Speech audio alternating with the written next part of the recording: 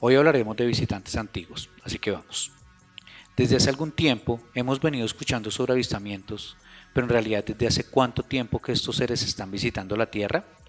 Varios escritores han teorizado sobre este tema, entre ellos Eric von Däniken, que es uno de los más afamados eruditos en este tema. Y como él mismo lo dice, desde las Sagradas Escrituras, la Biblia, se han descrito diferentes encuentros con Dios. Por ejemplo, Moisés, recibiendo los mandamientos en una montaña, se le ordena construir un muro para proteger el pueblo, pero qué extraña solicitud esta. O Elías, ascendiendo en un carro de fuego a los cielos, muy parecido a una abducción, ¿no?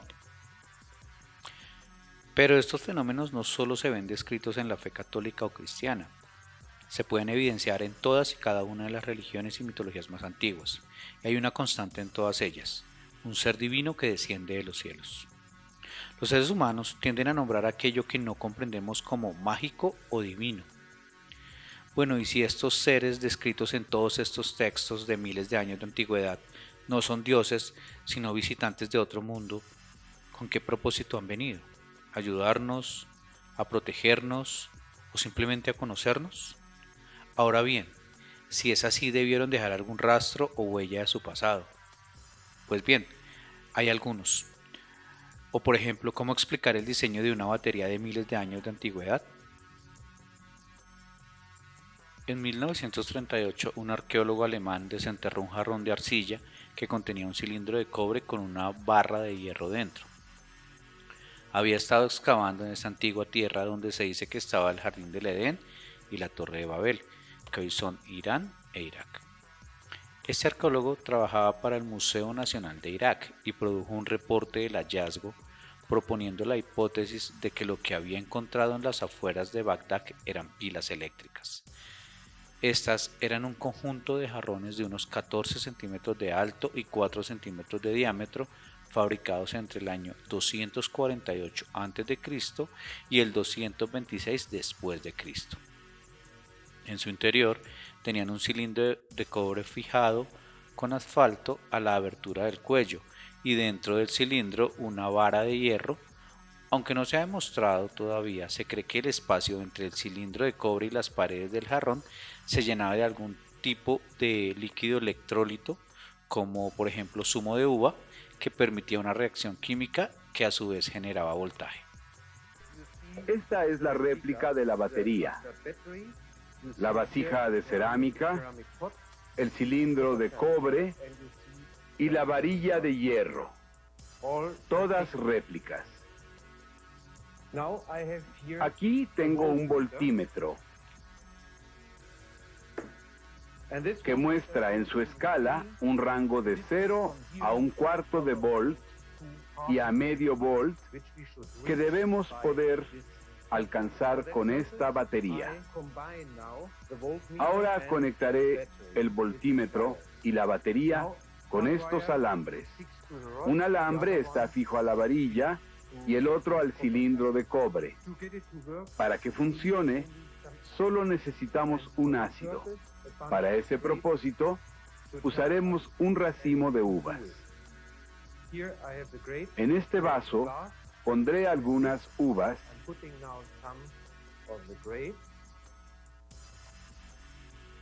y con un pedazo de madera las machaco para obtener el jugo.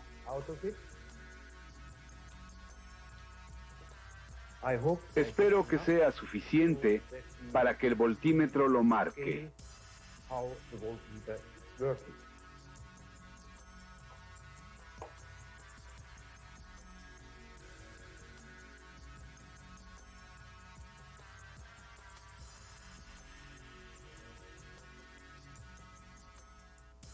La batería con ácido de uvas produce casi medio voltio. ¿Pudo usarse para adorar tesoros antiguos? Para mostrar qué puede hacerse con esta batería, Los teóricos de los antiguos astronautas sugieren que los antiguos egipcios estaban muy familiarizados con las baterías de Bagdad y según su teoría las baterías pueden haber sido utilizadas para proporcionar luz en las cámaras piramidales y otros lugares secretos, como se ve en la imagen. Algunas de las 12 baterías originales de Bagdad todavía se encuentran almacenadas en el Museo Nacional de Irak, que actualmente está cerrado debido a los saqueos. Probablemente nunca sepamos su verdadera naturaleza, pero sin duda no es humana. Ahora analizaremos el mecanismo anticitera. Es una calculadora mecánica antigua diseñada para prever la posición del Sol, la Luna y algunos planetas, que permitía predecir eclipses. Consiste en un conjunto de engranajes de ruedas dentadas de bronce con signos e inscripciones astronómicas en griego antiguo. Fue descubierto entre los restos de un naufragio cerca de la isla de Anticitera, entre Citera y Creta, de allí su nombre, y se cree que data del 87 a.C. Es uno de los primeros mecanismos de engranajes conocidos y se diseñó para seguir el movimiento de los cuerpos celestes. De acuerdo con las reconstrucciones realizadas, se trata de un mecanismo que usa engranajes diferenciales, lo cual es sorprendente dado que los primeros casos conocidos hasta su descubrimiento datan del siglo XVI. De acuerdo con los estudios iniciales llevados a cabo por el historiador Derek J. de Soya, el dispositivo era una computadora astronómica capaz de predecir las posiciones del Sol y de la Luna en el zodiaco, aunque estudios posteriores sugieren que el dispositivo era bastante más inteligente. Empleando técnicas de tomografía lineal, Michael Wright, un especialista en ingeniería mecánica del Museo de Ciencia de Londres, ha realizado aportaciones estudiando el artefacto. Wright ha encontrado pruebas de que el mecanismo de Anticitera podía reproducir los movimientos del Sol y la Luna con exactitud, empleando un modelo epicíclico, y de planetas como Mercurio, Venus y Marte empleando el mismo modelo epicíclico. La pregunta es, ¿cómo hace más de 2000 años pudieron idear un objeto de tal precisión astronómica y tal complejidad? Ahora hablemos de las figuras conocidas con el nombre de líneas de Nazca. Son un conjunto de geoglifos biomórficos, fitomórficos y geométricos diseñados y ejecutados sobre el desierto de Nazca y Palpa, departamento de Ica, Perú. Suele creerse que estas líneas solo pueden ser vistas desde el cielo, por eso han generado toda clase de preguntas y especulaciones. Las líneas de Nazca estaban dedicadas a los dioses. ¿Había en aquellos tiempos tecnología posible para la magnitud de semejante obra? ¿Eran pistas de aterrizaje para prototipos de aviación de la cultura Nazca o más allá, para seres extraterrestres? ¿Fueron hechos por manos humanas? Según el estudio, el hallazgo de estacas de madera en algunos puntos revela que las líneas se diseñaron entre los años 500 a.C. y 500 después de Cristo. Esto nos habla de un proyecto de más de 1000 años. ¿Cuántas generaciones pasan en 1000 años y poder transmitir este mismo deseo por complacer a los dioses? La forma de elaboración. Para el trazo de las líneas más delgadas, los habitantes retiraron las piedras más oscuras y rojizas de la superficie, dejando al descubierto una capa formada por yeso blanquecino, y para las más gruesas se hicieron surcos de hasta 15 centímetros de profundidad. Debido al hecho de que estas líneas monumentales pueden ser vistas desde los aires, son muchas las especulaciones que han surgido para explicar su propósito a lo largo del tiempo. Algunas de estas son: como pista de aterrizaje para extraterrestres. En el año de 1971, el escritor Eric von Däniken, sorprendido por las características de este lugar y suponiendo que su elaboración había sido muy compleja, sostuvo que los geóglifos de Nazca se trataban de una pista de aterrizaje para naves alienígenas.